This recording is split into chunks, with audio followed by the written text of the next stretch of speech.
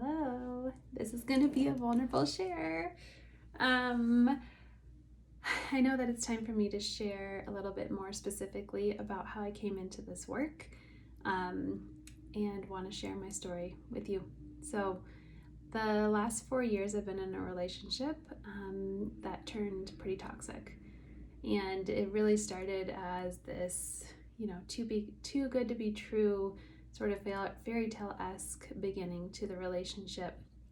And slowly I started to realize how actually depressed and sad and alone, drained I actually felt in the relationship. I was having a lot of fear around speaking my needs, fearing his reaction, walking on eggshells, feeling like I was too much, too needy, too emotional, misunderstood. I had known I'd been codependent my whole life.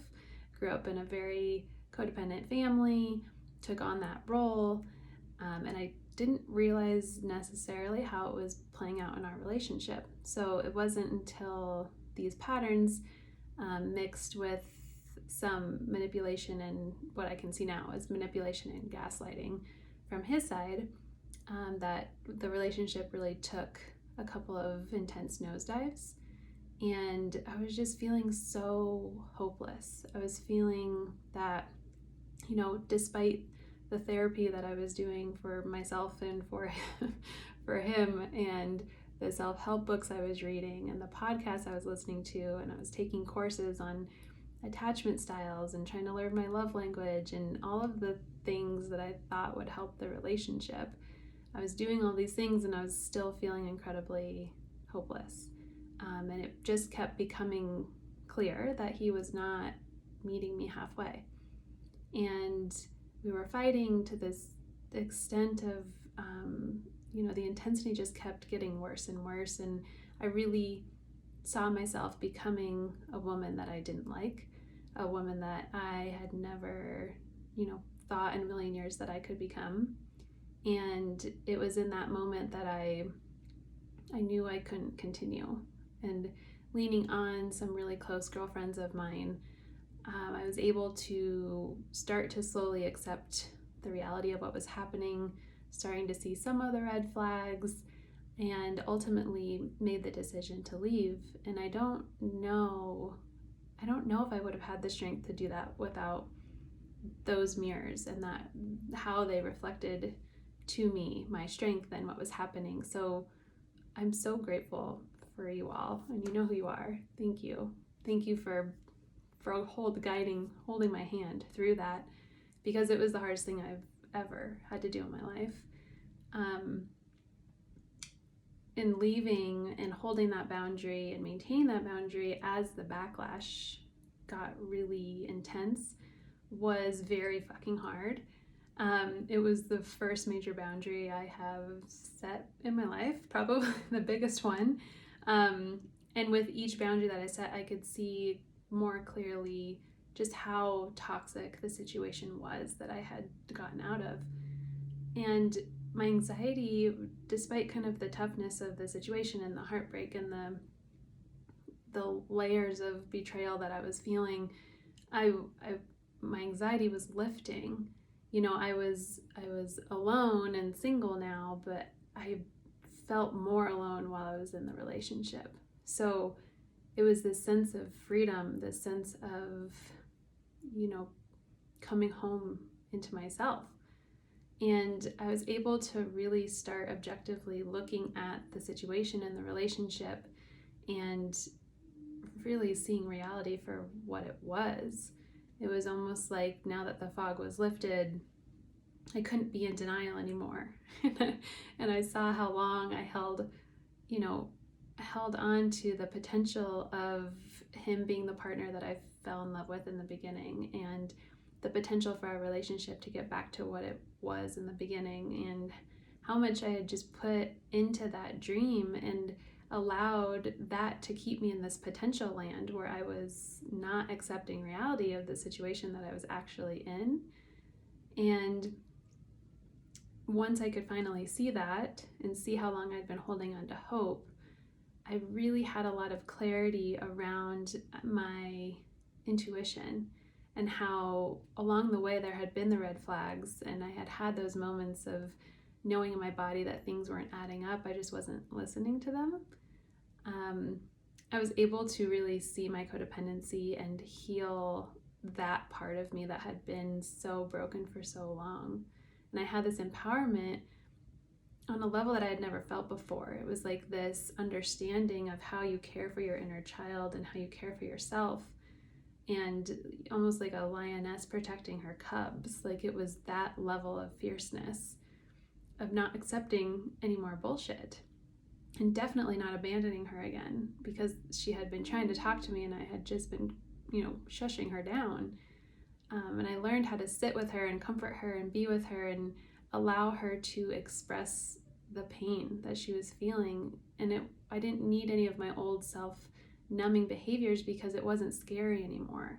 It was almost like I had been through such pain in the ending of this relationship and in the relationship, and it was like nothing could hurt me anymore. So being able to just sit with her through all of that, I found a lot of self-respect and found a lot of my understanding around what I need and what I want and what I actually value in life and in relationships.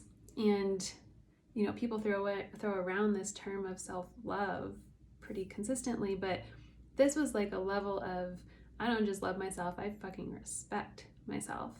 And I know what I bring to the table, and the confidence that came from that, of allowing my own experience and allowing other people to have their own experiences, and really just giving back any responsibility that was not mine, that I had been carrying for them.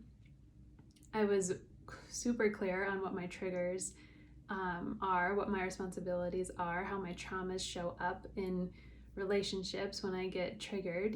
I'm not perfect, and this situation definitely catapulted me into a realm of self-discovery that I can't not continue. So the curiosity has been lit, for lack of a better word, to continue this growth and to show up really consciously in relationships and in my life.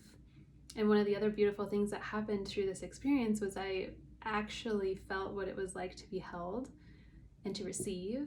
And, for a lot of my life, I had been the one who was giving and who was caring for other people and there for other people, and had a really hard time actually receiving that type of care back. So to see my friends and my family show up in like the godsends that they are in such, an acute situation, was really, really powerful. And I hold so much gratitude for that awareness around how lucky I am to have those people in my lives. So thank you again to all of you. So now, as I'm coming through the other side of this experience, I get to step into this work of walking alongside other women as they are starting to have the awareness around the red flags, and starting to move away from accepting the abuse and changing their confidence to understand that they don't deserve that, they don't need that, to reinforce some sort of narrative that's in their brain, and being able to watch them have these ahas and watch them come through the other side and choose themselves and step into their power is so fucking amazing. And it brings me joy that I can't even articulate to you. And I just know what it was like to feel really alone and really misunderstood, and like you couldn't lean on anybody who didn't know exactly what it was like, because it was so nuanced and so layered. And so I want to be there for you. I want to be there for women who need that support to get through it, because the reality is it's so beautiful on this other side, and you can get there. You can get there too with me. We're here. So that's why I'm stepping into this work. That's why I'm doing what I'm doing. That is how I'm serving, with taking my pain and turning it into a powerful message.